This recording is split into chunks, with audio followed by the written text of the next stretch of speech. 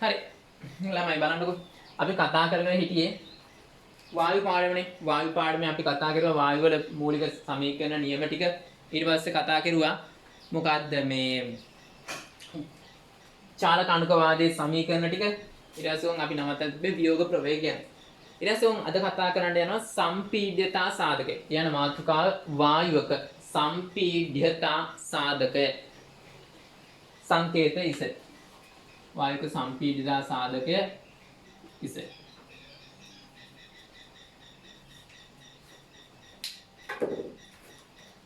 හරි. මොකද්ද මේ සම්පීඩ්‍යතා සාධකය කියලා කියන්නේ? සම්පීඩ්‍යතා සාධකය කියලා කියන්නේ වායුවක ඕනෑම එක පරිපූර්ණ වෙන්න ඕනේ. ඕනෑම වායුවක PV ගුණිතය nRT ගුණිතයට දරන අනුපාතය. දැන් එහෙනම් වායුවක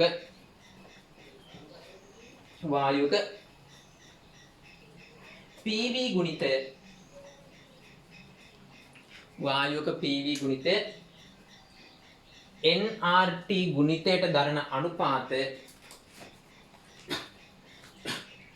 nRT ගුණිතයට දරන අනුපාතය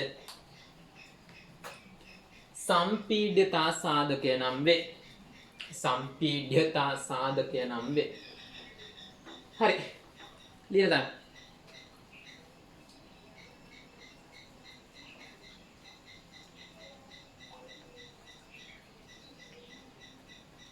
හරි බලන්නකෝ. අපේ පරිපූර්ණ වායු සමීකරණය දෙනවා. PV සමානයි nRT. එහෙනම් අපි මේ පැත්තත් nRT කින් බෙදනවා. මේ පැත්තත් nRT කින් බෙදනවා. PV බෙදීම nRT කියන්නේ මොකද්ද? Z. එහෙනම් මේ පැත්තේ 1. ඒ හින්දා පරිපූර්ණ වායුවක සම්පීඩ්‍යතා සාධකය කීයද? 1. දැන් රතු පාටින් පරිපූර්ණ වායුවක සම්පීඩ්‍යතා සාධකය 1 වේ. දැන් පරිපූර්ණ වායුවක සම්පීඩ්‍යතා සාධකය 1 වේ.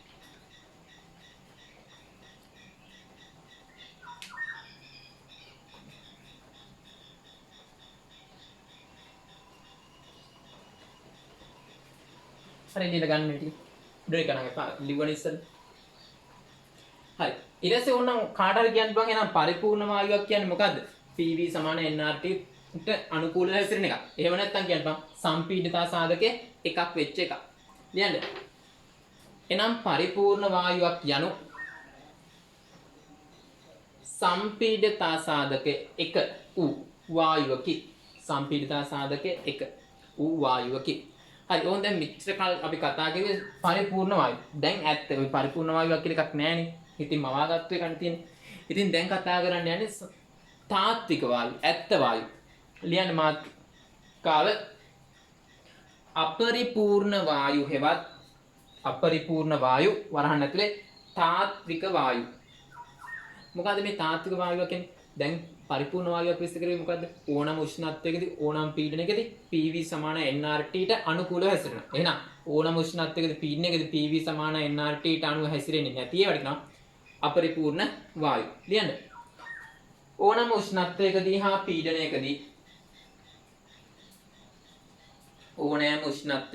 පීඩනයකදී PV සමානයි nRT. PV සමානයි nRT ට අනුකූලව නොහැසිරෙන PV සමානයි nRT ට අනුකූලව නොහැසිරෙන වායු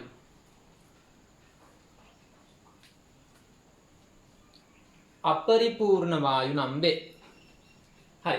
දැන් ඊට පස්සේ පරිපූර්ණ වායුවක් වෙන්න අවශ්‍යතා දෙකක් තිබ්බා. මොනවාද? එකක් තමයි වායු අංශු නැත්නම් වායු අණු වලට පරිමාවක් නැහැ. ලක්ෂ ස්කන්ධ. අනිත් එක තමයි ආකර්ෂණ විකර්ෂණ නැහැ. හැබැයි තාත්වික වායුවක් නම් ඔය දෙකේ අනිත් පැත්ත. මොකද්ද? වායු අංශු වලට පරිමාවක් තියෙනවා. ඒ කියන්නේ ලක්ෂ ස්කන්ධ නෙමෙයි. පරිමාවක් තියෙනවා. අනිත් කාරණේ මොකද්ද? ආකර්ෂණ බලක් තියෙනවා, විකර්ෂණ බලක් තියෙනවා. ලියන්න තරුවක් දාලා තාත්වික වායුවක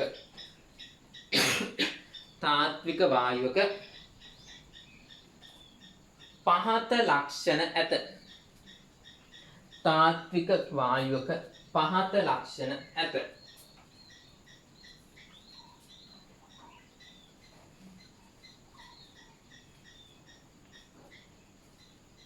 අංක 1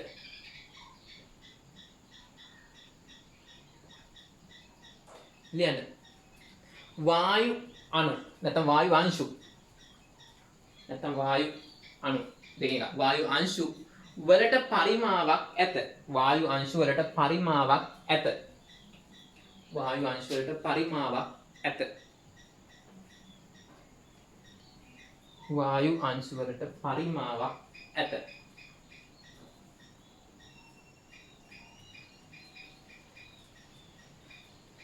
ලක්ෂ ස්කන්ධ ලෙස නොහැසිරේ. ලක්ෂ ස්කන්ධ ලෙස නොහැසිරේ. හරි. අනිත් කාරණේ දෙක ලියන්න. වායු අංශු අතර ආකර්ෂණ හා විකර්ෂණ බල ඇත. ආකර්ෂණ බල හා විකර්ෂණ බල ඇත. හරි. ඉතින් දැන් පරිපූර්ණ වායුවක් නම් සම්පීඩිත සාධක එකයිනේ. ඉතින් තාත්වික වායුක ගොඩදුරට බොහෝ විට සම්පීඩිත සාධක එක නෙමෙයි ඊට වඩා වෙනස්. සමහර වෙලාවට කනාවට වගේ වෙන වෙලාවල් තියෙනවා එකට සමාන වෙනවා. ගොඩ වෙලාවට නැත්නම් බොහෝ විට සම්පීඩිත සාධක එකට වඩා වෙනස්. ලියන්න රතු පාටින්. තාත්වික වායුවක සම්පීඩ්‍යතා සාධක කම්මෙල් නම් ඉසට් කියලා ලියන්න. සම්පීඩිතා සාධක එකට වඩා බොහෝ විට වෙනස් වේ. නෑ මෙහෙම ලියන්න. බොහෝ විට එකට වඩා වෙනස් වේ. කලාතුරකින් එක වෙන වෙලාවල් තියෙනවා. ඒ හින්දා ඉරක් ගහන්න බොහෝ විට කියන වචනේ. එකට අසමාන වෙනත එකට වඩා වෙනස් වේ කියලා තිබ්බොත් වැරදි. බොහෝ විට කියන වචනේ ඕන. සමහරක් වෙලාවට එක සමාන වෙන වෙලාවල් තියෙනවා. හරි. දැන් ඉතින් මේ තාත්වික වායුවක මොකද ආකර්ෂණ බල තියෙනවා විකර්ෂණ බල තියෙනවා පරිමාවක් තියෙනවා. හැබැයි වාජනයේ පරිමාව ලොකු වුණොත් දැන් ගන්න රුපියල් ලක්ෂයක් එක රුපියල ගණන් ගන්න නෑනේ. ඒ වගේ පරිමාව ගොඩාක් ලොකු වුණොත් අර වායු අංශයේ පරිමාව නොසලකා හරින්න පුළුවන්. ඒ වගේම ලොකු පරිමාවක් තියේදී ආකර්ෂණ විකර්ෂණ වෙන්න ඕනේ නෑ. මොකද වායු අංශය ඈත හැසිරලා ඉතින් දැන් අපි දන්නවා ළඟ තේරපිලා තිබ්බොත් තමයි ওই කතන්දරේ ඉන්නේ ආකර්ෂණ විකර්ෂණ. මෙහෙම ළඟ තිබ්බොත් ආකර්ෂණ විකර්ෂණ ටිකක් වැඩි. ලොකු භාජනයක නම් වායු අංශය ඈතින් තියෙන්නේ. ඒතර ආකර්ෂණ විකර්ෂණ ටිකක් අඩු. ඒ හින්දා පරිමාව වැඩි කරනවා. බොයිල් නියමයට අනුව පීඩනය අඩු කෙරුවොත් පරිමාව වැඩි වෙනවා. ඕක එක ක්‍රමයක්. එහෙනම් මොකද්ද කරන්න ඕන? පීඩනය අඩු කරන්න ඕන. චාල්ස් නියමයට අනුව නම් මොකද්ද? පරිමාව වැඩි කරන්නේ උෂ්ණත්වය වැඩි කරනවා. ඒ හින්දා අපිට තාත්වික නැත්නම් අපරිපූර්ණ වායුවක් පරිපූර්ණ වායුවක් බවට පත් කරගන්න මොකද කරන්න ඕන? පරිමාව වැඩි කරනවා. පරිමාව වැඩි කරන ක්‍රම දෙකක් තියෙනවා. බොයිල් නියමයට අනුව නම් පීඩනය අඩු කරනවා. චාල්ස් නියමයට අනුව නම් උෂ්ණත්වය වැඩි කරනවා. ඒ කියන්නේ මොකද්ද? අඩු පීඩන ඉහළ උෂ්ණත්වවලදී තාත්වික වායුවක් උනත් පරිපූර්ණ හැසිරීමක් පෙන්වනවා. ලියන්න. තරුවක් දාලා නෑ මාතෘකාවක් ලියමුකෝ අපි. තාත්වික වායුවක් පරිපූර්ණ වායුවක් බවට පත් කිරීම. තාත්වික වායුවක් පරිපූර්ණ වායුවක් බවට පත් කිරීම. හරි. ලියන්න. ඒක යටතේ මේ සඳහා වායුවේ පරිමාව වැඩි කර ගැනීම කළ යුතු වේ. මේ සඳහා වායුවේ පරිමාව වැඩි කර ගැනීම කළ යුතු වේ. රතු නැතුව වෙන පාටකින් ලියන්න. දැන් ඔයාලා ලියුවේ නිල් පාටින් නම් නෝටේ කළු පාටින් වගේ ලියන්න අංක 1.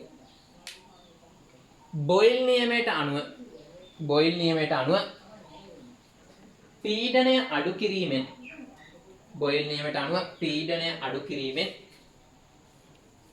පරිමාව වැඩි කරගත හැක. බොයිල් නියමයට අනුව පීඩනය අඩු කර ගැනීමෙන් පරිමාව වැඩි කරගත හැක. අංක 2.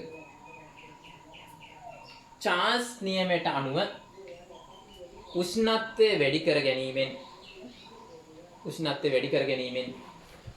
පරිමාව වැඩි කරගත හැක. හරි. දැන් ඊළඟ කතාව. ඊට පස්සේ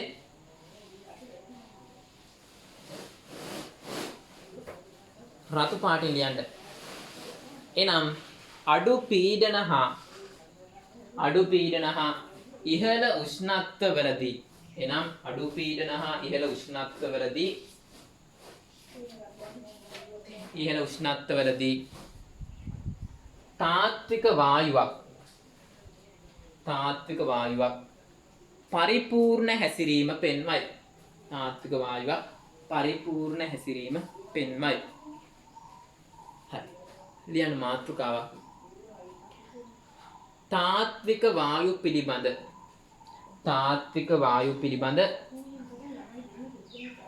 වැන්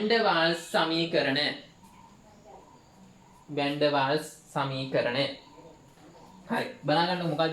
ඉතින් මේ පරිපූර්ණ වායු සමීකරණය PV = nRT ඕනෑම උෂ්ණත්වයකදී පීඩනයකදී පරිපූර්ණ වායු වලට පාවිච්චි ගන්න පුළුවන්. ඕනෑම උෂ්ණත්ව පීඩනයක පරිපූර්ණ වායු. පරිපූර්ණ එකකට නම් ඕනෑම PT එකකදී පාවිච්චි ගන්න පුළුවන්. හැබැයි තාත්වික වායුවක් නම් මොකද මේ පීඩනය අඩු එකකුයි උෂ්ණත්වය වැඩි අවස්ථාවකදී විතරයි පාවිච්චි ගන්න පුළුවන්. මේක අවුලක් නේ, ඕනම අවස්ථාවකදී පාවිච්චි කරන්න බෑනේ. වැන් ඩර් වාල්ස් මොකද කරේ? මෙන්න මේක ඕනම තත්යකට තාත්වික වායුවකට හදන්න පුළුවන්. නැත්නම් තාත්වික වායුවක ඕනෑම තත්යකට මේක පාවිච්චි කරන්න පුළුවන් වෙන විදිහට සමීකරණය හැදුවා. ඔන්න ඔය හැදුවට පස්සේ සමීකරණයට කියනවා වැන් ඩර් වාල්ස් සමීකරණය කියලා. ඉතින් බලන්නකො තාත්වික වායු වලට ආකර්ෂණ බල තියෙනවා, විකර්ෂණ බල තියෙනවා. ආකර්ෂණ බල හින්දා මේ අංශුවක් නිදහසේ චලනය වෙන්නේ නැහැ. මොකද පොඩ්ඩක් ඇදින්න ගතිය තියෙනවා. දැන් වලියකට යද්දි කවුරු හරි අදිනවා නම් අර තරම් වේගෙන් යන්න බෑනේ. ඒ වගේ මේකෙත් ආකර්ෂණ බල තියෙද්දි මොකද්ද? මෙයාට ඈතට යන්න බෑ. ගිහින් හැප්පෙන්න තියෙන ඉඩකඩ නිදහසේ මෙයාට ඕන තරම් හැසිරුණ නැහැ. මෙයාට එහෙම බෑ. ඒ හින්දා මේ අවස්ථාවට වඩා මේ අවස්ථාවේ පීඩනය අඩුයි. අනිත් කාරණේ මෙයාට ලක්ෂ්‍ය ස්කන්ධ පරිමාවක් නැහැ. මෙයාට පරිමාවක් තියෙනවා. ඒ හින්දා මෙයාලා වාජනයේ ඉදි වාජනයේ පරිමාවම තමයි. කිසි අවුලක් නැහැ. ලක්ෂ්‍ය ස්කන්ධෙ. මෙයාලා ඉදි පොඩි අවුලක් තියෙනවා. වාජනයේ පරිමාව ගන්නවා. ඒ හින්දා මේ වායු අංශු වලට හැසිරෙන්න පුළුවන් ඉඩකඩ මේ අවස්ථාවට වඩා අඩුයි. ඒ හින්දා දෙන්නෙක්ගේ වැරදි හදන්න ඕන. එකක් P ගේ එකක් V ගේ. ඒ දෙන්න හදපුවාම කිසි අවුලක් නැහැ. ඕනම තත්වයකදී තාත්වික වායුවකට පාවිච්චි ගන්න පුළුවන් කියලා වැන් ඩර් වාල්ස් කිව්වා. හරි, අපි ලියමුකෝ ඒ ටික. ලියන්න. PV = nRT සමීකරණය. PV = nRT සමීකරණය ඕනෑම උෂ්ණත්වයකදී හා ඕනෑම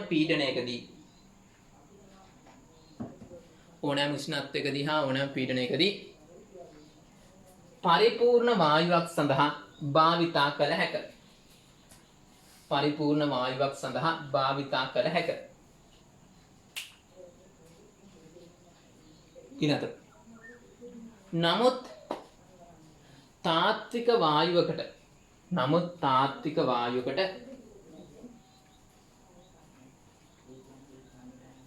PV = nRT යොදන විටදී තාත්වික වායුවකට PV = nRT යොදන විටදී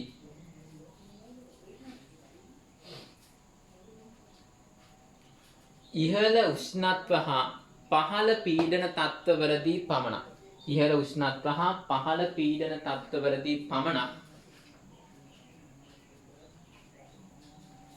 භාවිතා කළ හැක.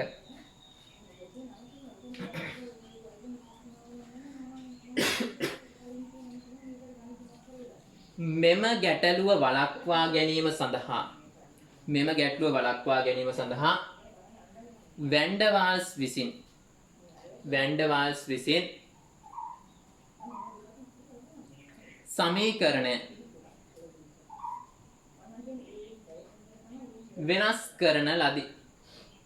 සමීකරණය වෙනස් කරන ලදී.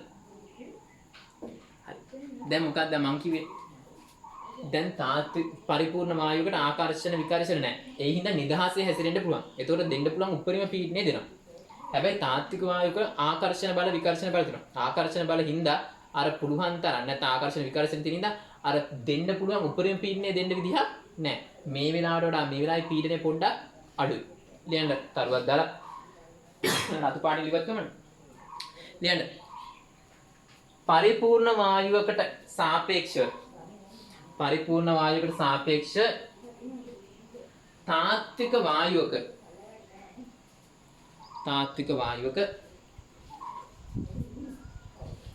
ආකර්ෂණ බල හා විකර්ෂණ බල පවතින නිසා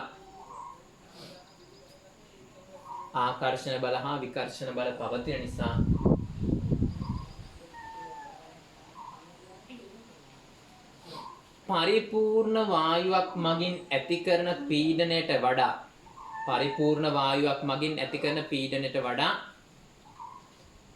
තාත්වික වායුවක්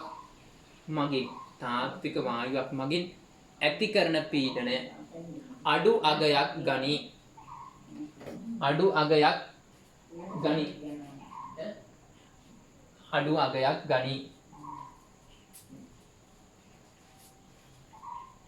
හරි.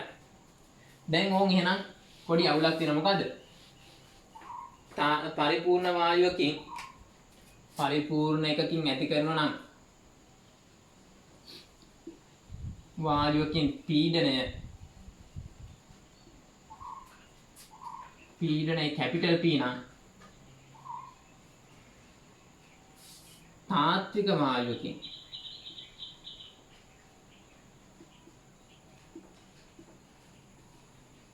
පීඩනය සිම්පල් P නම් මොකද වෙන්නේ? මේ කැපිටල් P ට වඩා සිම්පල් P අඩුයි. ඉතින් මොකද්ද මේ පරිපූර්ණ වායුවකින් ඇති කරන පීඩනයට තාත්වික වායුවකින් ඇති කරන පීඩනය සමාන වෙන්න නම් මොකක්ද එකතු වෙන්න ඕන?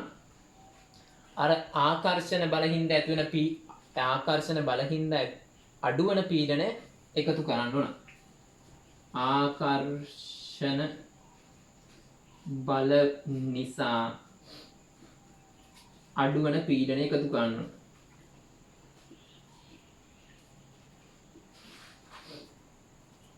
හරි. ඉතින් ඔය ආකර්ෂණ බල නිසා අඩුවන පීඩනය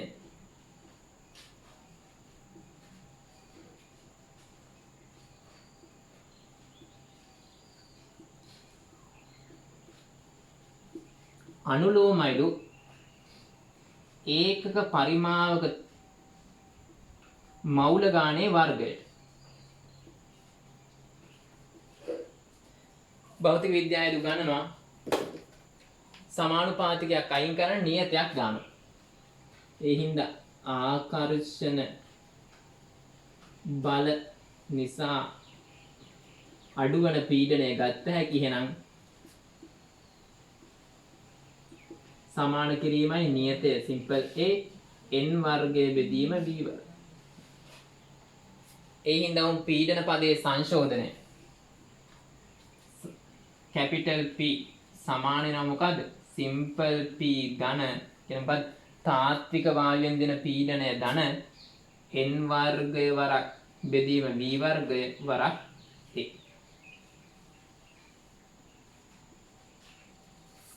හරි. ලියා ගන්නකො.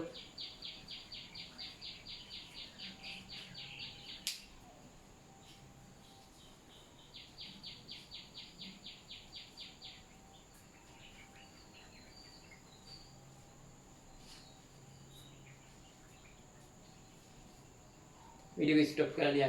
ඒ කියන්නේ මොකද්ද? පරිපූර්ණ වායුවකින් දෙන පීඩනයට වඩා තාත්වික වායුවකින් දෙන පීඩනය අඩුයි.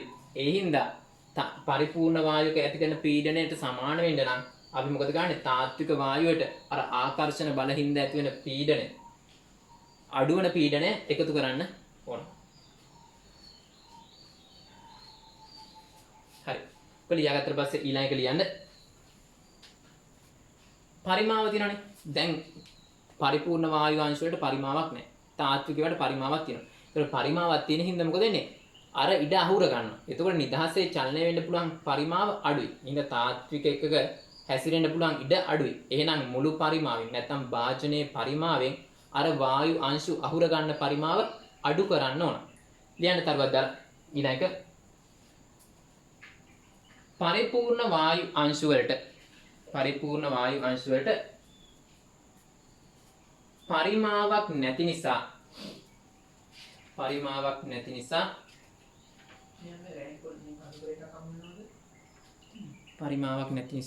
භාජනයේ ඕනෑම ස්ථානයක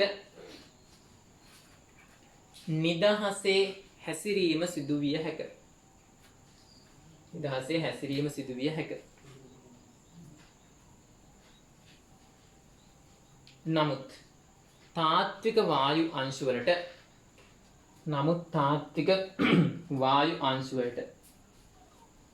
පරිමාවක්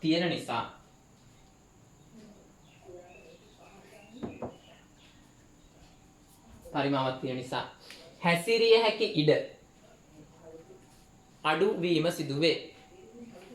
හැසිරිය හැකි ඉඩ අඩුවීම සිදුවේ. එය ලබා ගැනීමට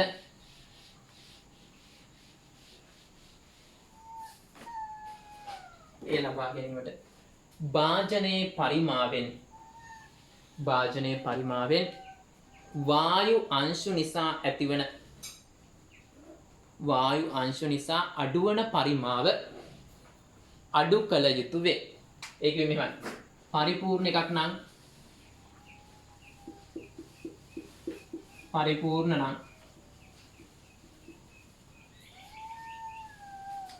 භාජනයේ පරිමාවම තමයි.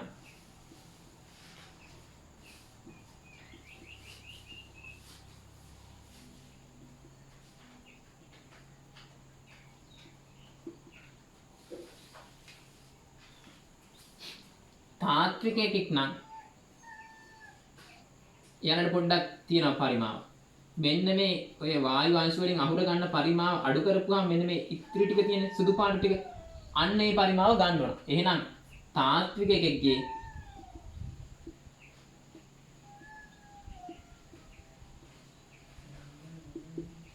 සමාන වෙනවා මොකද? භාජනයේ පරිමාවෙන් වෙන වායු අංශු නිසා ඇති වෙන පරිමාව.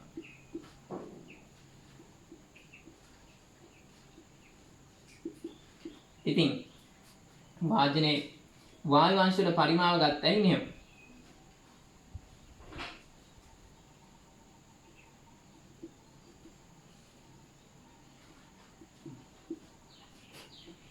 මෞල ප්‍රමාණය වරක් පරිමාව අනුලෝමයි මෞල ප්‍රමාණයට. කොච්චරක් තියෙනවද කියලා. ඊට පස්සේ මෞල ප්‍රමාණයට අනුලෝමයි. එහෙනම් අපි නියතයක් දාමු. වායු අංශු පරිමාව සමානයි නියතයක් වරක් මෞල ප්‍රමාණය. මෞල ප්‍රමාණය සිම්පල් එන්නේ. එහෙනම් තාත්වික වායුවේ පරිමාව වෙනවා.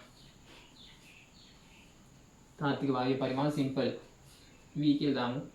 මෙයා කැපිටල් V ඍණ මොන හරි x පදයක් කියලා වගේ දාමු. එහෙනම් තාත්වික වායුවේ පරිමාව සිම්පල් v නම් ඒ කියනවා භාජනයේ පරිමාවෙන් අඩු ගන්න NB ප්‍රමාණය. ඕන් සංශෝධනය කරපුවාම එනාගේ පැටලෙන හින්දා මේක නෝට් එකක් දාන්නම්.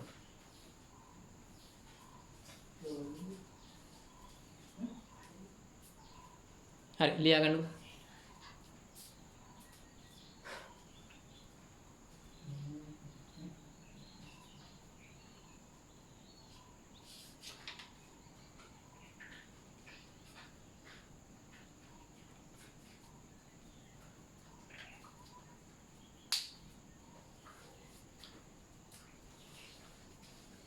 ස්ටොප් කරලා ලියා ගන්න. ඊට පස්සේ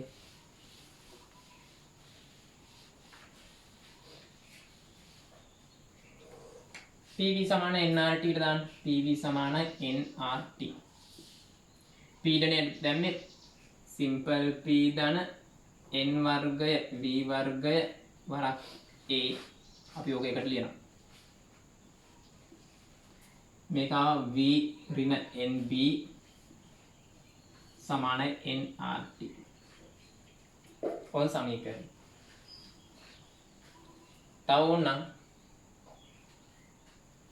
කමන්නේ ඔබ ලියන්නකෝ.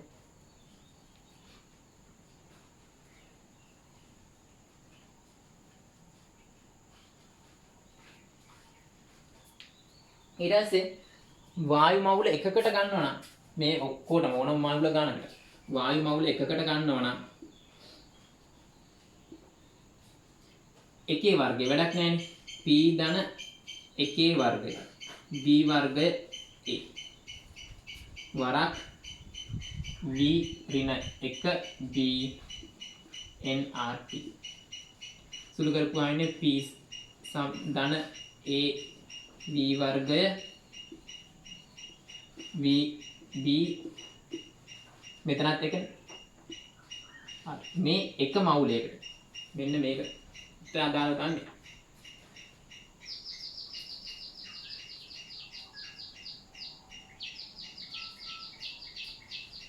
ලියන්න ස්ටොප් කරලා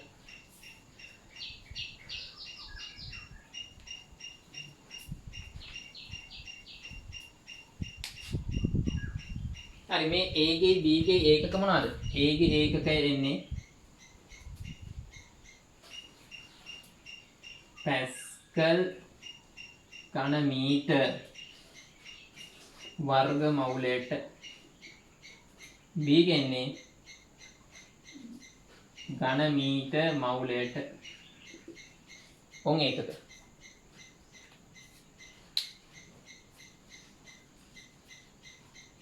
ඒකත් ලියගන්න.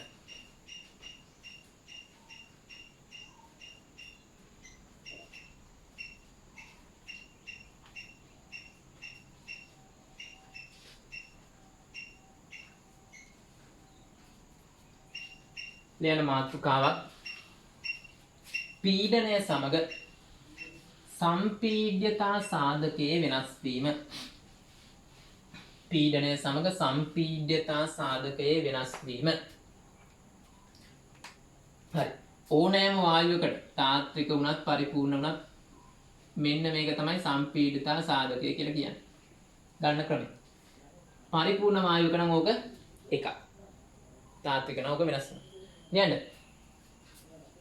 ඕනෑම වායුවකට අදාළව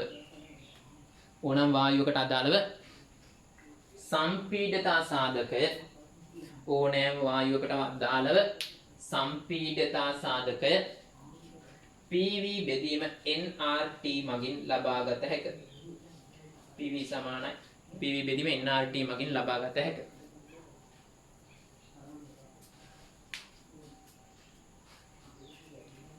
පරිපූර්ණ වායුවක් නම් එම අගය එකකි. හරි. ඕන දැන් අපි සම්පීඩිතා සාධකයේ ප්‍රස්ථාරයක් ගහන්න යන්නේ. පීඩනය සම්පීඩිතා සාධකය. පරිපූර්ණ නම් ඕක එකයි. ඊට පස්සේ සැහැල්ලු වායු මෙහෙම ගිහින් උඩට යනවා. බර වැඩි වායු මෙහෙම පල්ලෙහාට ගිහින් උඩට යනවා. මේ පරිපූර්ණ මේ තාත්වික වායු වල සැහැල්ලු. හරි. H2 හීලියම් වගේ ඒවා. මේ බර ඇති CO2 ආගන් වගේ ඒවා. එද ගන්නකෝ. this ammonia NH2 වායුවක් නේ.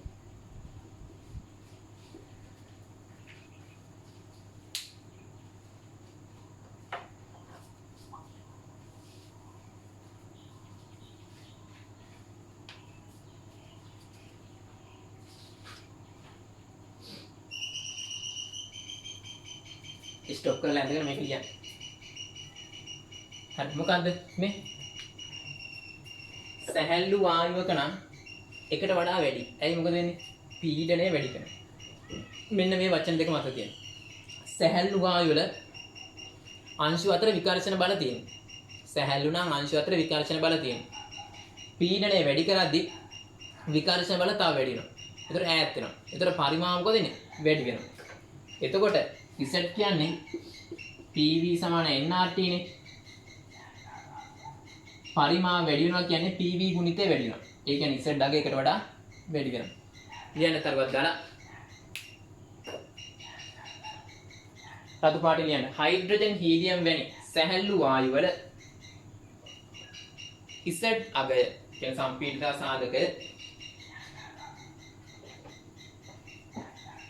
සම්පීඩිතා සාධකය එකට වඩා වැඩි වේ. එකට වඩා වැඩි වේ. හේතුව නිල් පාටින් ලියන්න.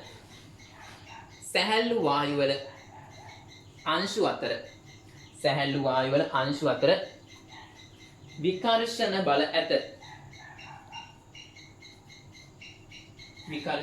ඇත.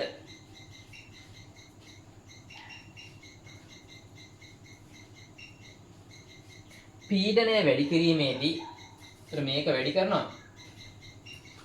පීඩනය වැඩි කිරීමේදී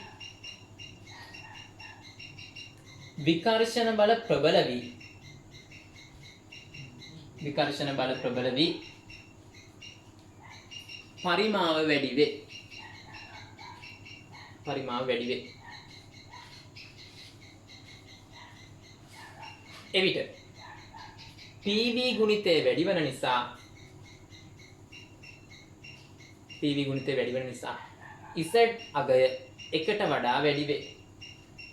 Z අගය එකට වඩා වැඩි වේ. ඒ හින්දා උන් වැදගත් කරන තුනක් Z අගය එකට වඩා වැඩි වායුවක් පීඩනය වැඩි කරලා ද්‍රව බවට පත් කරන්න ලේසියෙන් බෑ. එන අමාරු. කියන්නේ රතු පාටින් Z අගය එකට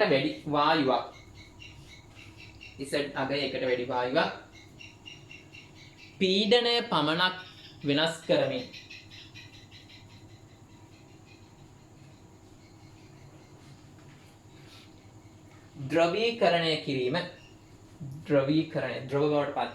ද්‍රවීකරණය කිරීම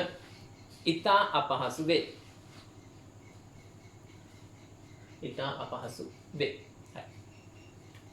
ඊට පස්සේ ඊළඟ තරුව බරති වායු නැත්නම් කාබන් ඩයොක්සයිඩ් වැනි බරති වායුන්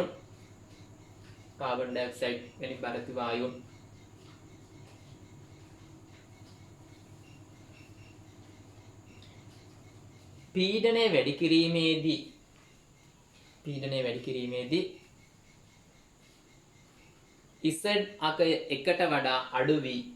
Z අගය එකට වඩා අඩු වී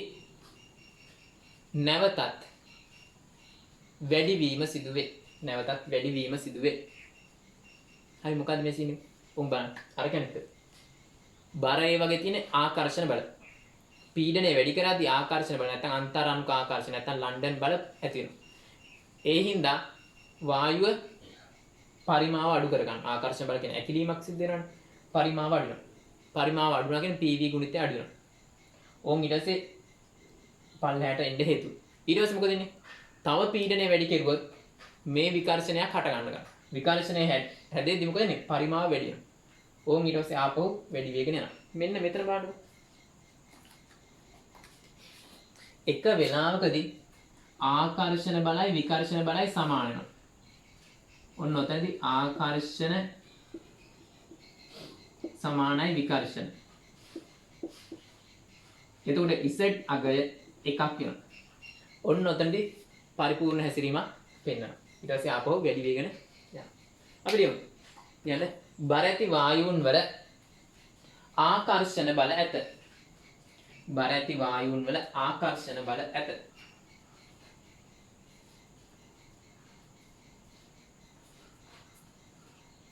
පීඩනය වැඩි කිරීමේදී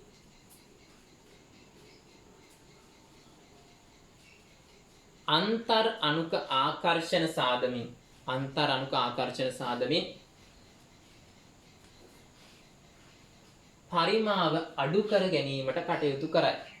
පරිමාව අඩු කර ගැනීමට කටයුතු කරයි.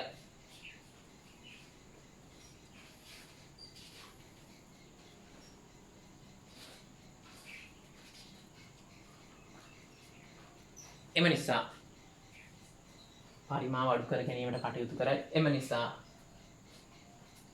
PV ගුණිතය අඩු වේ.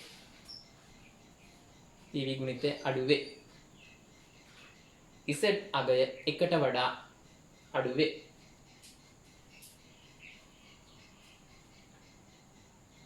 වරණත ලියන්න මේ වෙලාවේදී එහෙම ලියන්න මේ වෙලාවේදී බොයිල් නියමයට අනුව හැසිරෙන්නේ නැහැ. ඇයි පරිමාව හුඟ අඩුලා බොයිල් පීඩනය දැන් අඩු වැඩි කරද්දී පරිමාව අඩු වෙන්න ඕනනේ. ඒක හරිනේ කතාව. හැබැයි හුඟ අඩු වෙලා. ඒ හින්දා බොයිල් නියමයට අනුව හැසිරෙන්නේ නැහැ. අපේ නීතියක් තියෙනවා පීඩනය මේ පීඩනය වැඩි කිරුවොත් පරිමාව අඩු වෙනවා. හරි බොයිල් නියමනේ ඔක. හැබැයි මේ වෙලාවේදී බොයිල් නියමයට අනුව හැසිරෙන්නේ නැහැ. බොයිල් නියමයට අනුව හැසිරෙන්නේ මෙන්න මේ වෙලාවේ. පරිපූර්ණ වෙලාවකදී විතරනේ. මේ වෙලාවේදී බොයිල් නියමයට අනුව හැසිරෙන්නේ නැහැ. ඊට පස්සේ ඊළඟට තවදුරටත් පීඩනය වැඩි කිරීමේදී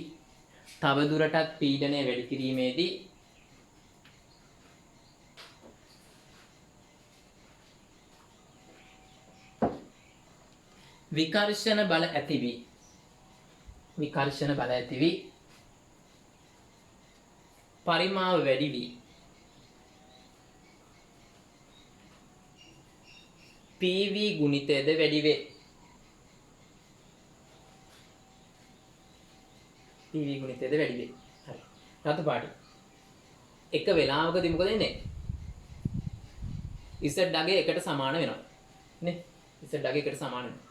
ඒ වෙලාවේදී ආකර්ෂණ බලය විකර්ෂණ බලය සමානයි. දැන් රතු පාටින් එක්තරා අවස්ථාවකදී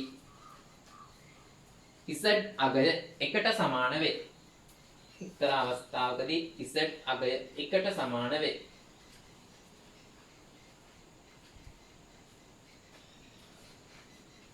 Z අගය එකට සමාන වේ.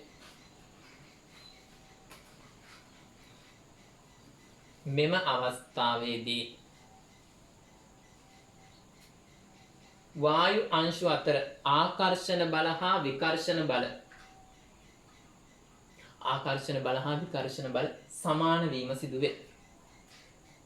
සමාන වීම සිදුවේ. හරි. ඊට පස්සේ ආපහු වැඩි වෙලා යනවා. ඊට පස්සේ සාමාන්‍යයෙන් Z අගය එකට වඩා අඩු වායුවක් මේ පීඩනය වැඩි කරලා ද්‍රව කරගන්න ටිකක් ලේසි අනිත් එකට සාපේක්ෂව. දැන් Z අගය එකට වඩා අඩු වායුවක්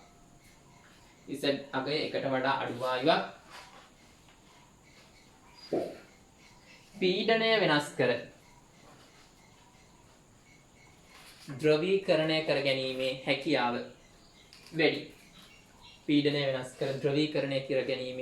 වැඩි. හරි. අනිත් කාරණේ ඕනම වායුවක් සැහැල්ලුණත් බර වුණත් මොකද්ද? අඩු පීඩන වලදී එකට ආසන්න හැසිරීමක් වෙන්නනවා. යන තරුවදර තාත්වික වායුවක් වුවද අඩු පීඩන වලදී Z අගය එකට ආසන්න අගයක් ගනී.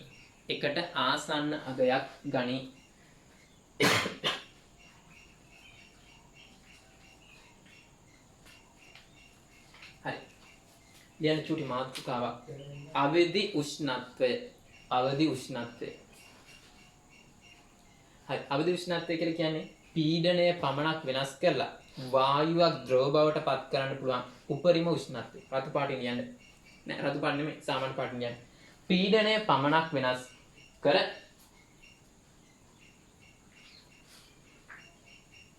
වායුවක් ද්‍රව බවට පත් කළ හැකි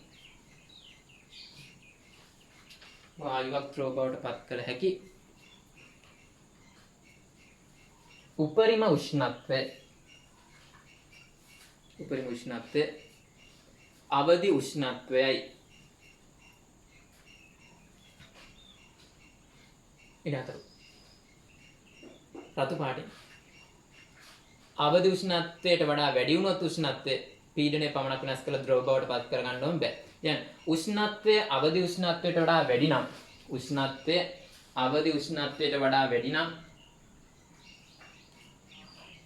කොපමණ පීඩනය වැඩි කෙරුවත්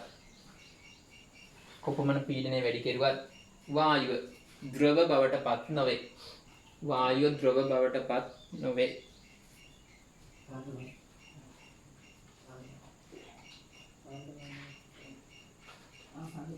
ඊළඟට ඔය අවදි උෂ්ණත්වයේදී ද්‍රව කරන්ට් පම් පීඩනය තියෙනවනේ. ඒක කියනවා අවදි පීඩනය. ලියන්න. අවදි උෂ්ණත්වයේදී පීඩනය. අවදි උෂ්ණත්වයේදී පීඩනය. අවදි පීඩනයයි. හරි. දැන් ඕම් තව දෙයක් කියලා දෙන්න යන්න. ලියන්න මාතෘකාව විසරණය. විසරණය. විසරණය කියලා කියන්නේ මාධ්‍යක අංශු වශයෙන් මාධ්‍යක අංශු වශයෙන් තව මාධ්‍යක අංශු රිංගල යනවා. මෙහෙම රිංගල යන එකට කියනවා විසරණයක් කියලා. මාධ්‍යක අංශු වශයෙන් තවත් මාධ්‍යක අංශු රිංගල යන එක. ඉතින් විසරණයට සාන්ද්‍රණය බලපාන්නේ නැහැ. සාන්ද්‍රණය වැඩි තැන ඉඳන් අඩු තැනටත් යනවා, අඩු තැන ඉඳන් වැඩි තැනටත් යනවා. ඊළඟ කතාව. විසරණේ උදාහරණ මොනවාද? පොඩි කාලේ ගන්නවා. ජලයට කොන්ඩිස් කැට දාපු මොනවයි ලියා ගන්න පුළුවන්. දැන් ලියන්න එපා. ජලයට කොන්ඩිස් කැට දාපුවාම මොනවාද? ඒක දම් පාට පැතිරලා යනවා. ඕම් විසරණයට. සෙන්ට් එකක් ගහපුවාම ඒකේ සුවඳ කාමරේ පුරා පැතිරලා යනවා. විසරණය. එසෙත් ඊයම් කුට්ටියකුයි තඹ කුට්ටියකුයි ඔහොම ස්පර්ශ වෙලා තිබ්බාම මේක ASCII ඊයම් අංශුයි මේක ASCII තඹ කුට්ටිය ASCII ඊයම් අංශු බලා ගන්න පුළුවන්.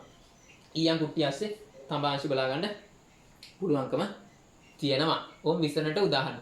හරි. ලියමු විසරණයේ මාධ්‍යක අංශු අතරින් තවත් මාධ්‍යක අංශු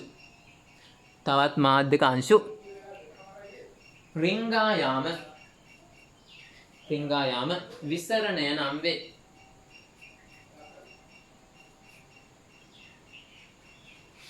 ඕනාර මං කිව්ව උදාහරණ දෙක තුන ලියා ගන්න ඔතෙන්ද. කාට හරි මතක නැත්නම් වීඩියෝ එක බැක් කරලා එතනින් අපෝ ලියා ගන්න. හරි. ඊට පස්සේ රතු පාටින් ලියන්න මෙන්න මේක.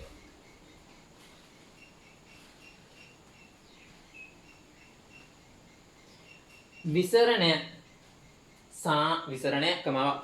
සාන්ද්‍රණය වැඩි තැන සිට අඩු තැනට රතු පාටින් සාන්ද්‍රණය වැඩි තැන සිට අඩු තැනටත් අඩු තැන සිට වැඩි තැනට කමාවක් දාන්න අඩු තැන සිට වැඩි තැනට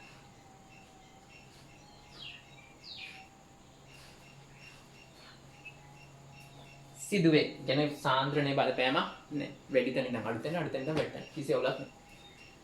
හරි. ඊට පස්සේ කුඩා පුංචි සිදුරකින් අංශු රිංගල යනකට නමක් කියනවා නිස්සරණය. ලියන්න. තරවදලා. කුඩා සිදුරු තුලින් සිදුවන විසරණය. නිස්සරණය නම් වේ. කුඩා සිදුරු තුලින් සිදුවන විසරණය නිස්සරණය.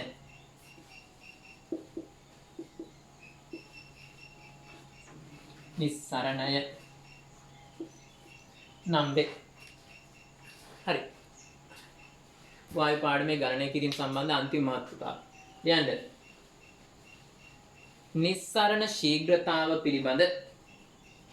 නිස්සරණ ශීඝ්‍රතාව පිළිබඳ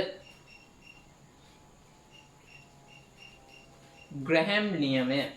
නිස්සරණ ශීඝ්‍රතාව පිළිබඳ ග්‍රැහැම් නියමය.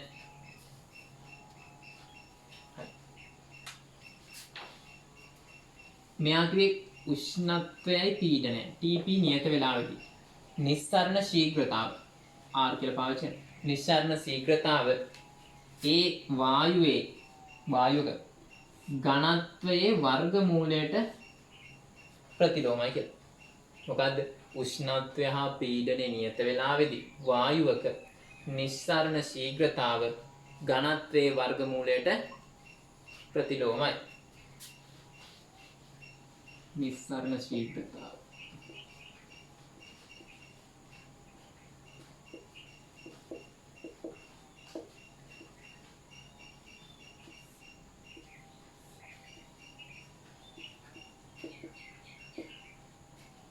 ඔක තමයි ග්‍රැහැම් නියමය කියලා කියන්නේ.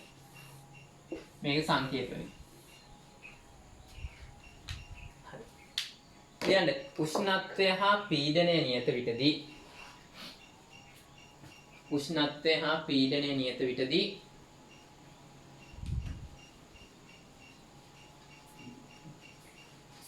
වායුවක නිස්සරණ ශීඝ්‍රතාව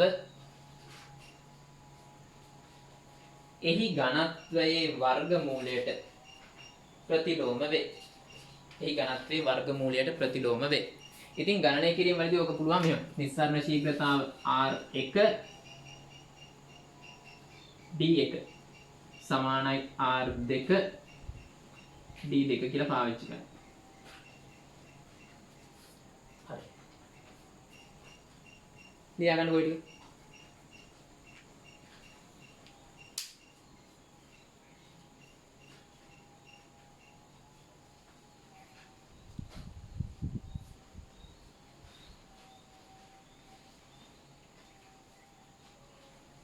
ඊළඟ නවත්තර ලියා ගන්න.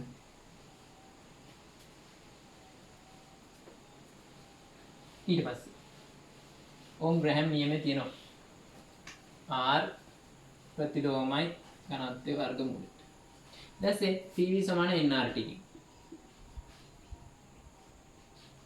දැසේ අපි දන්නවා n කියන්නේ ස්කන්ධය බෙදීම මෞලික ස්කන්ධ. එහෙනම් මෙතන n වෙනුවට දැම්ම හැකි PV සමානයි n වෙනුවට m බෙදීම කැපිටල් RT. දැසේ P m බෙදීම V RT වරක් බෙදීම මේ මොකද්ද ඝනත්වයනේ ස්කන්ධ බෙදීම පරිමාව කියන්නේ ඝනත්වය. ඒ හින්දා P ඝනත්වය වරක් RT සුළු කරපුවාම ඝනත්වය සමානයි P m බෙදීම RT. වායුක ඝනත්වය ගන්න සමීකරණයකුත් ආවා. ඊට පස්සේ මේ ඝනත්වය අනුලෝමයි මෞලික ස්කන්ධය. ඇයි? පීඩනය T නියතයි. P හා T නියත විට. එහෙනම් ඝනත්වයේ වර්ගමූලයට මෞලික ස්කන්ධයේ වර්ගමූලයත් අනුලෝමයි. එහෙනම් ග්‍රැහැම් නියමයේ තවත් වෙනස් කර හැකි R අනුලෝමයි මෞලික ස්කන්ධයේ වර්ගමූලය.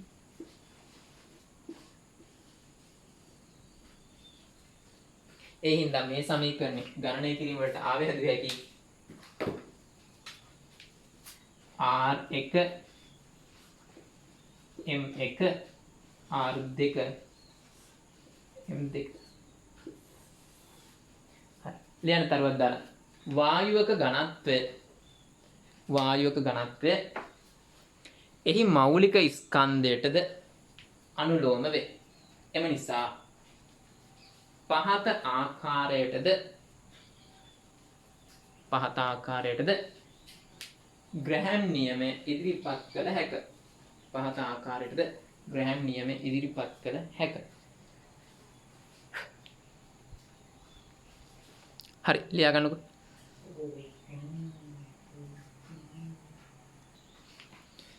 හරි. ඊට පස්සේ අපිට කතා කරන්න තියෙන ප්‍රැක්ටිකල් දෙකක් තියෙනවා. එකක් ඔක්සිජන් වල මෞලික පරිමාව හොයන්න තියෙනවා. අනිත් එක මැග්නීසියම් වල සාපේක්ෂ පරමාණුක ස්කන්ධය ගණනය කරන්න තියෙනවා. හරි ඉස්සෙල්ලා ලියන්න මාතෘකාව ඔක්සිජන් වල මෞලික පරිමාව සෙවීම. ඉතින් ඕකට ඕන රත් කරද්දී එකම වායු විදිහට ඔක්සිජන් විතරක් යන වෙනත් වායු වර්ග යන්නේ නැති රත් කරද්දී වායුවක් විදිහට ඔක්සිජන් පමණක් යන රසායන ද්‍රව්‍ය.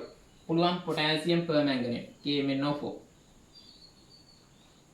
potassium chlorate. ඔය දෙන්න හොඳයි. ලියන්න මෙන්න මාතෘකාව මොකද්ද? ඔක්සිජන් වායුවේ මෞලික පරිමාව සෙවීම. ඔක්සිජන් වායුවේ මෞලික පරිමාව සෙවීම. ලියන්න ඒක යටතේ මේ සඳහා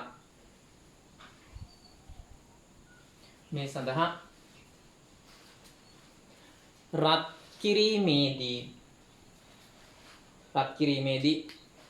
ඔක්සිජන් පමණක් වායුවක් ලෙස පිටවන සංයෝග ලබා ගත යුතු වේ.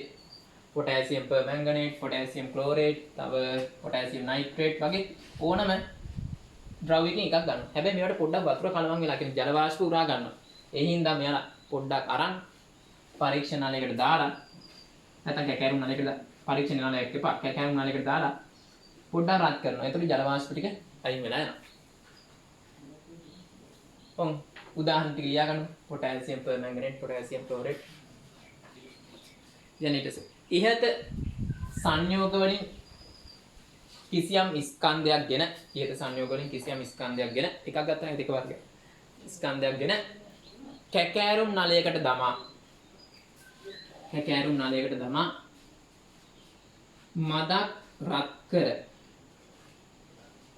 මදක් රත් කර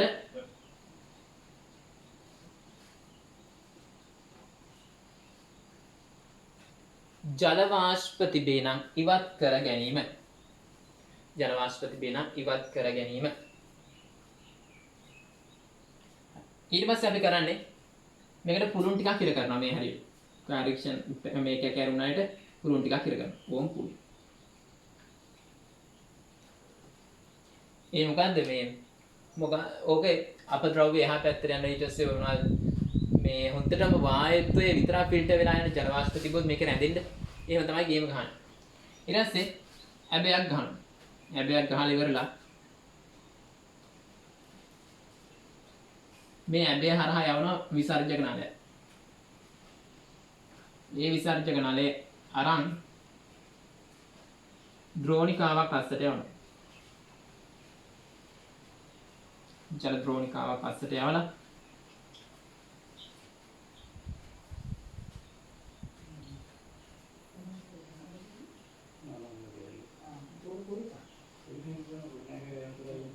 ඊට පස්සේ වායු සරාවක් අපි දානවා.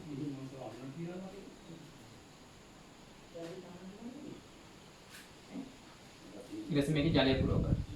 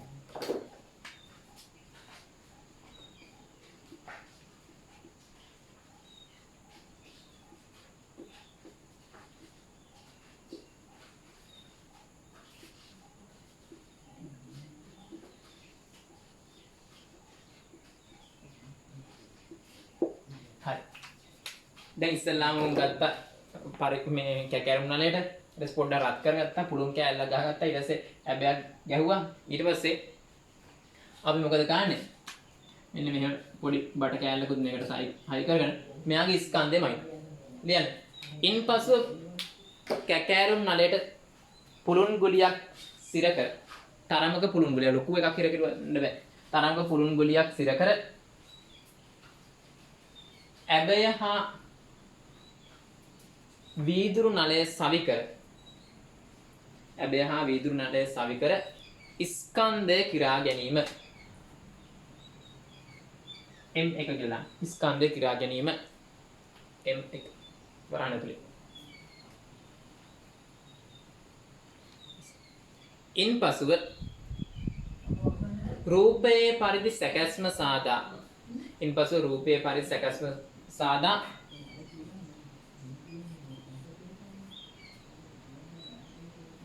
මේ ආධාරක ඇකීම තියෙන්න ඕනේ.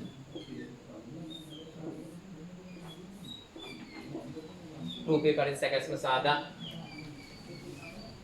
කැකෑරුම් නලය රත් කරමින්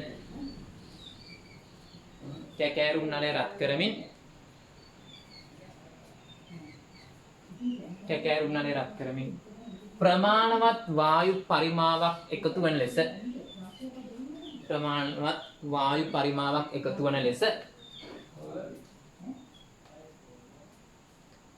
වායු පරිමාවක් එකතු වන ලෙස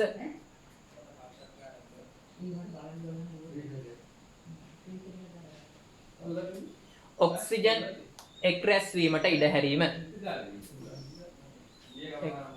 ඔක්සිජන් එක් රැස්වීමට ඉඩ හැරීම. ඊට පස්සේ අපි කරන්නේ මෙන්න මේ. ඔක නවත්තලා මේ ජල මට්ටම් දෙක සමාන. මෙන්න මේ ඇතුලේ ජල මට්ටමයි මේ පිට ජල මට්ටමයි සමාන කරනවා. සමාන කරලා ඔක්සිජන් පරිමාව ගන්න. කියන්නේ වායු සරාව ඇතුළත හා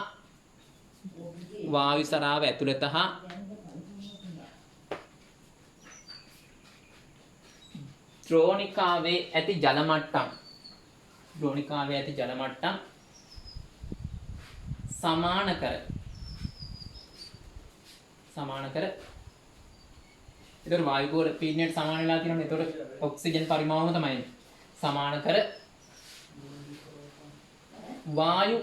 ඔක්සිජන් පරිමාව මැන ගැනීම. ඒ කියන්නේ V O2 කිලිවත් කවනේ. ඔක්සිජන් පරිමාව මැන ගැනීම.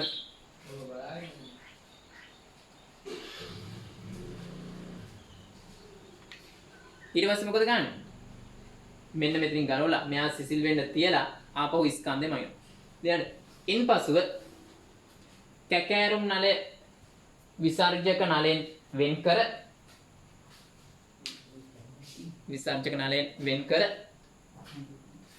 සිසිල් වීමට ඉඩ හැර ඉතිරි ස්කන්ධය කිරා ගැනීම.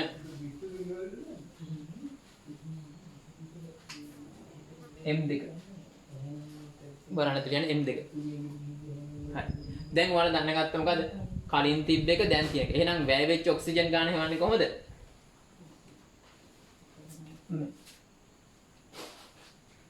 ඔක්සිජන් ගන්න නෙමෙයි.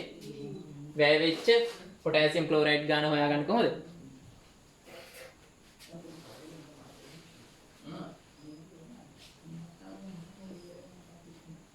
දැන් ඉන්පසුව M1 රින M2 මගින්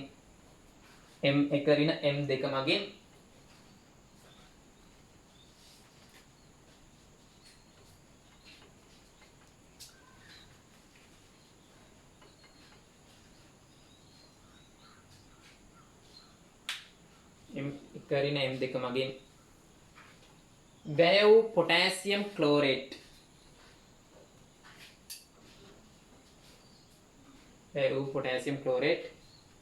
ස්කන්ධය කිරා ගැනීම. ස්කන්ධය ගණනය කර ගැනීම.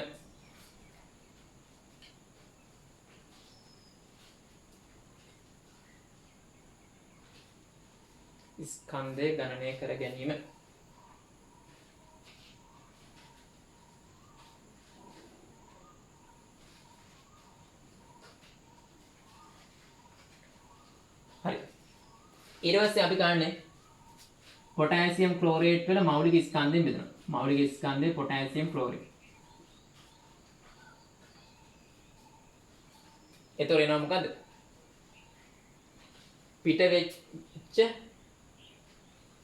ඔක්සිජන් මෞල ප්‍රමාණය. ඒක ගන්න ඔයාලට මම කියලා දෙන්නම් මොකද්ද මෙන්න මේකේ पोटेशियम क्लोरेट වියෝජනය මතක තියෙනද? पोटेशियम क्लोरेट වියෝජනය වුණාම पोटेशियम क्लोराइड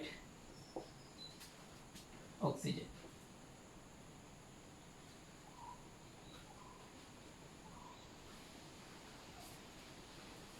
ලියන්න මෙන්න එහෙම ලියන්න M1 රින M2 වැය වූ පොටෑසියම් ක්ලෝරේට් ස්කන්ධය සොයා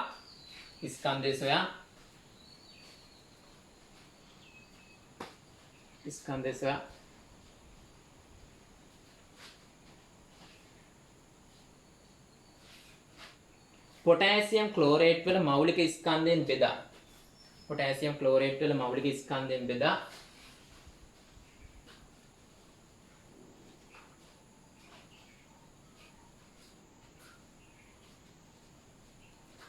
पोटेशियम क्लोरेट මෞල ප්‍රමාණය සොයා ගැනීම पोटेशियम क्लोरेट මෞල ප්‍රමාණය සොයා ගැනීම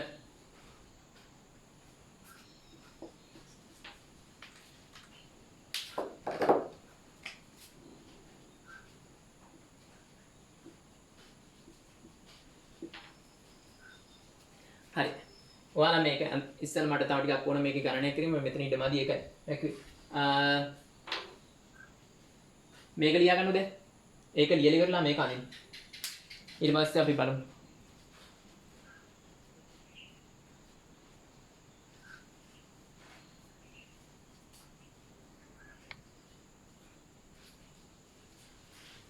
හරිනේ. අරගත්තට පස්සේ අඳින්නකො. ස්ටොප් කරලා අඳින්න. හරි. ඊට පස්සේ අපිට දැනගන්න ඕන මේ එක පොටෑසියම් ක්ලෝරේට් එකකින් කොච්චර මේ ඔක්සිජන් මවුල් ප්‍රමාණයක් හැදෙනවද කියලා. ඒකට කරන්නේ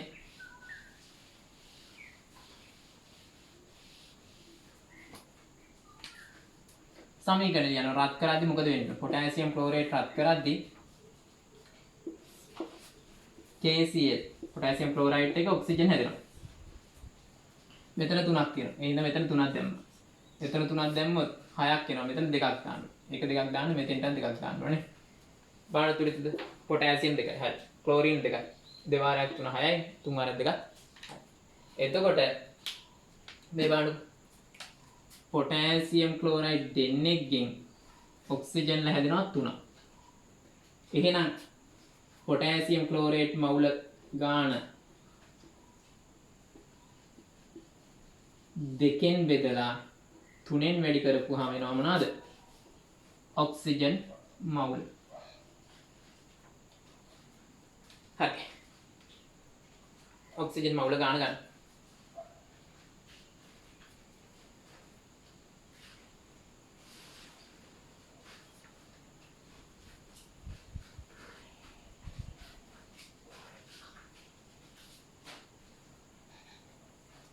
ලියාගන්න. හරි. ඊට පස්සේ ඔක්සිජන් මවුල ගන්න ගත්තට පස්සේ O2 වල මෞලික පරිමාව ගන්න කොහොමද?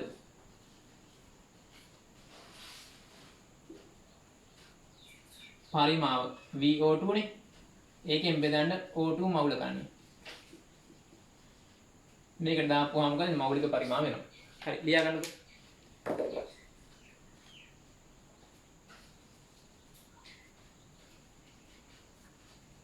ඔවුන් ඒකත් ඉවරයි.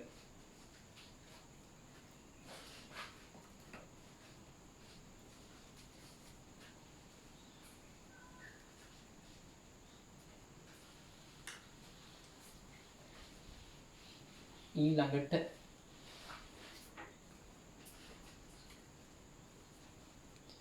ලියන්න මැග්නීසියම් වල සාපේක්ෂ පරමාණුක ස්කන්ධය සෙවීම. මැග්නීසියම් වල සාපේක්ෂ පරමාණුක ස්කන්ධය සෙවීම. ඕක ලේසි වැඩ. මැග්නීසියම් පටියක් ගන්න ස්කන්ධ කිරා ගන්න. මැග්නීසියම් පටිය කරන් පොඩ්ඩක් සූරලා ස්කන්ධය කිරා ගන්න. එතකොට මැග්නීසියම් පටිය පුළුන් ගුලියකට මෙහෙම සෙට් කරගන්න. ඒක නම් හොඳ ආයි පුළුන් ගුලියක් වලට කමන්නේ හොඳට. කොම් පළවෙනි පියවර ස්කන්ධය කියලා ගත්තා පුළුන් ගුලියකට සෙට් කරුවා. 2 3 පරීක්ෂණ නලයක් කරන් කැකෑරුම් නලයක් වෙන්න ඕනේ පරීක්ෂණ නලයක් කරන් කටමට්ටම් ගහන්න තනුක HCl.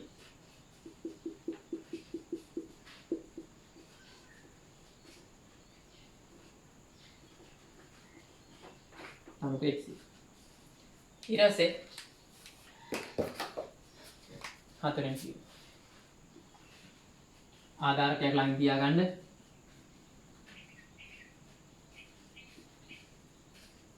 ජල විභාජනයක් තියාගන්න. මෙන්න මේ පුලින් ගුලිය මේක ASCII ගහනවත් එක මෙන්න මෙහෙම ගහනවත් එකම අනිත් පැත්ත හරවන්න. හරවලා මේක සෙට් කරන්න.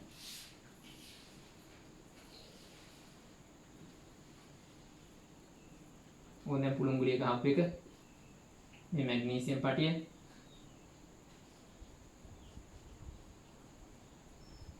ජල භාජන මේ HCl ආධාරකයක් තියෙනවා. මම ඉතින් ඒක පේන්නේ නැති නෝමයි. දැන් මේක මොකද වායු බූල පිට වෙලා මේක රැස් වෙනවනේ. ඕම වායු බූල රැස් වුණාට පස්සේ මෙන්න මේ හරියට විතර එද්දි මේ වතුර මට්ටම මෙන්න මේ හරියට විතර එද්දි ඔයාලා ගන්න මේක හරහා රබර් පටියක් දාලා මේක එළියට ගන්න. ඒතර හැලුණක් කමන්නේ ඒතර ප්‍රශ්නයක් නැහැ. මේ රබර් පටිය දාලා තියෙන්නේ.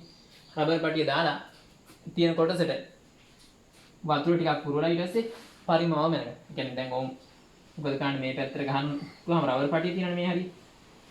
මේකට වතුර පුරවලා ඒ වතුර ටික මිනුම් සරාවට ජලය පුරවලා මේ රබර් පටිය මේ දැන් ඊට පස්සේ මේක අයින් කරුවා. ඊට පස්සේ ජලය පුරව ගත්තා.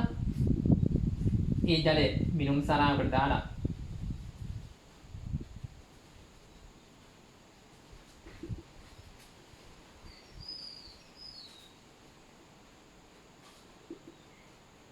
ජලය මැනගත්ත පරිමාව. ජල පරිමාව. ඒ ජල පරිමාවම තමයි වායුවේ පරිමාව. ඕක මැනගත්තාම හරි ඕන් එකතු වෙච්ච හයිඩ්‍රජන් පරිමාව.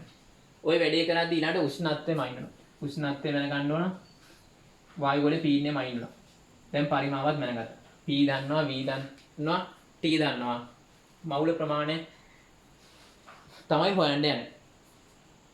හරි.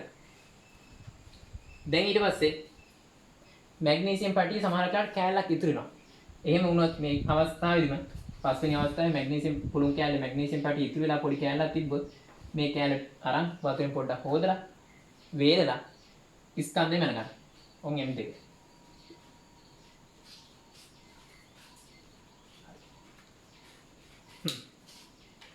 දැන්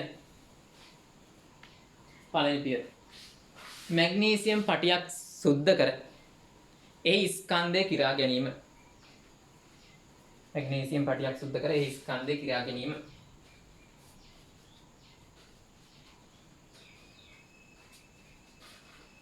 ඉන්පසුව එයට එය පුළුන් ගුලියකට සවි කර ඉන්පසුව එය පුළුන් ගුලියකට සවි කර ඒ පුළුන් ගුලියකට සවි කර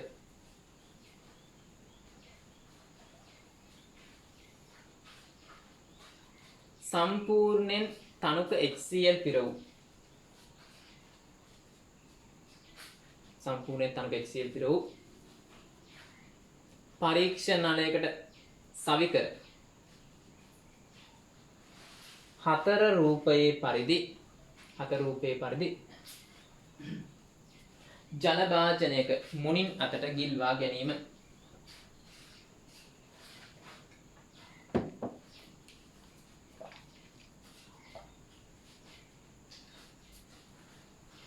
ඉන්පසුව එකතු වන වායු ඉන්පසුව HCl මට්ටමේ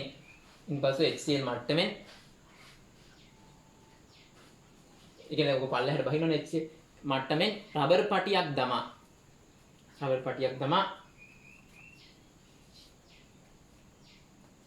පරීක්ෂණාලය ඉවතටගෙන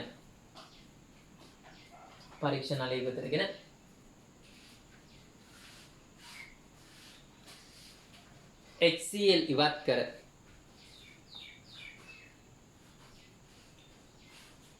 රබර් පටිය මට්ටමට ජලය පුරවා එකතු වායු පරිමාව ගණනය කර ගැනීම. ඕම් රූපේ තියෙන එකතු වායු පරිමාව ගණනය කර ගැනීම. බලන්න තියෙන පහ රූපේ.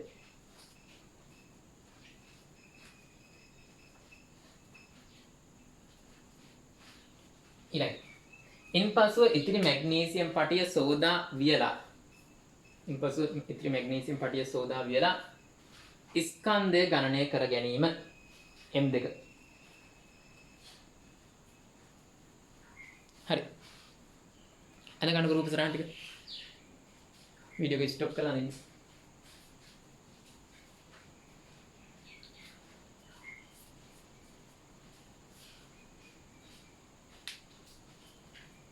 හරි. ඊට පස්සේ යන්න පරීක්ෂණය කරන අතරවාරයේදී පීඩනය හා වායුගෝලීය උෂ්ණත්වය මැන ගැනීම.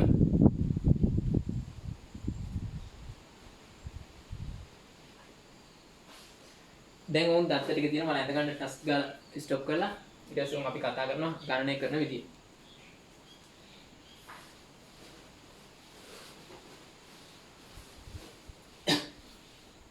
ඉස්සෙල්ලාම කරන්නේ හයිඩ්‍රජන් වායුවට PV = nRT දානවා. දාන ඉවරලා n ගාන හොයාගන්න.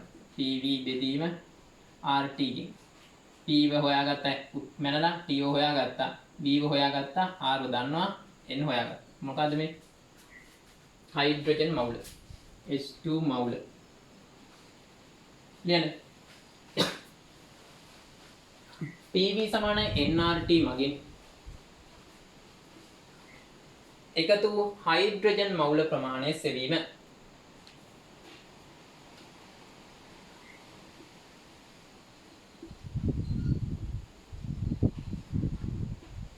ස්ටොකියෝමෙට්‍රි බලන්න එපා. මේ එකතු වෙච්ච H2 ගානයි මැග්නීසියම් වල මවුල ප්‍රමාණය සමානයි. එහෙනම් මොකද්ද? යන්න. මේක ලියා ගන්නකො ඉස්සෙල්ලා.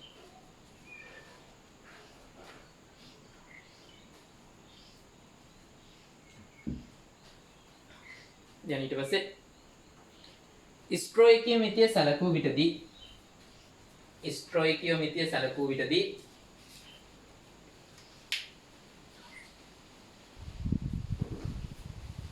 ස්ටොයිකියෝමෙට්‍රිය සැලකූ විටදී පිටවන H2 මවුල ගණන වැය වූ මැග්නීසියම් මවුල ගණනට සමාන වේ. වැය වූ මැග්නීසියම් මවුල ගණනට සමාන වේ.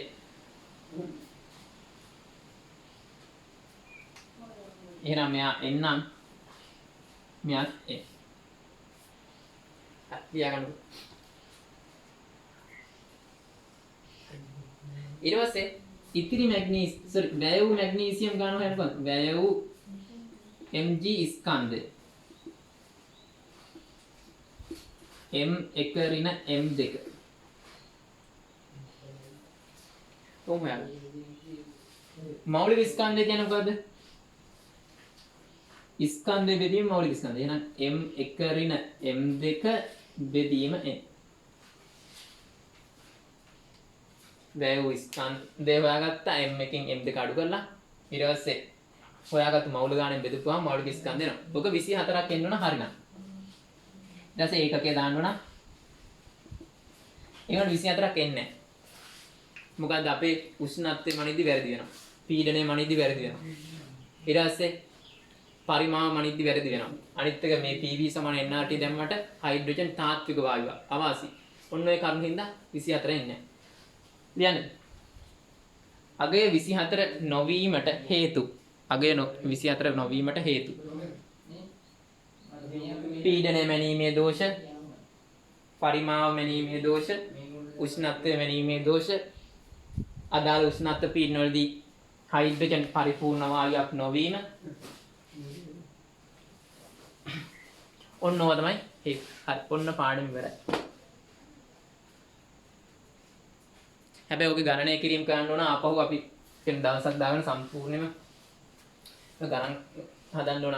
ගණන් සාමාන්‍යයෙන් 50කටවත් හදන්න ඕන එක එක අවස්ථාවල. අපි එහෙම හදමු.